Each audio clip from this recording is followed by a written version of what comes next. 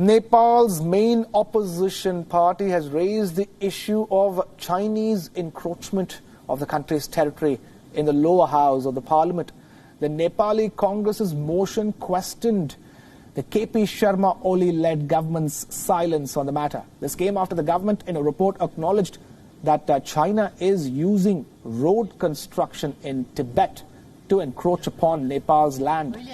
According to the motion, China has encroached upon 64 hectares in Dolakha, Hamla, Sindhu Palchok, Sanku Vasabha, Gorkha and Rasua districts of Nepal.